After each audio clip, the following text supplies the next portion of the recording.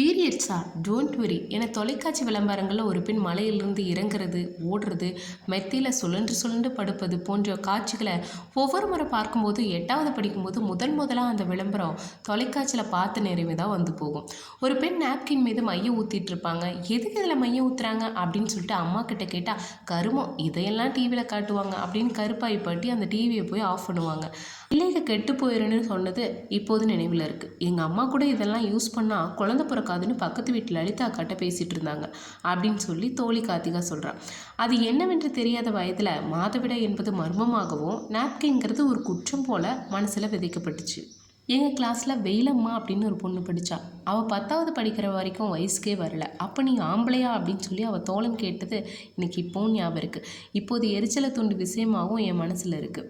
இதில் அவங்ககிட்ட கோபப்பட என்ன இருக்குது? 8ஆம் வகுப்பு பாட புத்தகத்தில் மனுஷனோட இனப்பெருக்க தொடர்பான பாடங்களையும் உடல் உறுப்புகள் தொடர்பான விஷயங்களையும் நீங்களே படிச்சுக்கோங்க, இதில் முக்கியமான கேள்வி எதுவும் இல்லை அப்படின்னு சொல்லி அறிவியல் டீச்சர் அந்த பாடத்தை கடக்காமல் இருந்திருக்கலாம். இந்த கேள்விகள் கேலிகள் கண்டிப்பாக நிகழ்ந்திருக்காதல்லவா?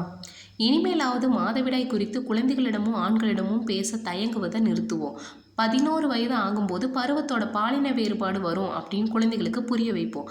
அம்மாவுக்கு உடம்பு சரியில்லை அப்படின்னு சொல்வதை தவிர்த்து அம்மாவுக்கு பீரியட்ஸ் அப்படின்னு குழந்தைகளிடம் சொல்ல பழகுவோம். மாதவிடாய் நாப்கின் குறித்த விளம்பரங்கள் வரும்போது சேனலை மாற்றாம குழந்தைகளை தண்ணீர் எடுக்க அனுப்பாம அவங்களுக்கு வரும் சந்தேகங்களுக்கு விளக்கம் கொடுப்போம். மாதவிடாய் என்பது மறைத்து வைக்கப்பட வேண்டிய விஷயமும் அல்ல, ஒதுங்கி நிற்க தீண்டாமையும் அல்ல, கொண்டாட வேண்டிய திருவிழாவும் அல்ல.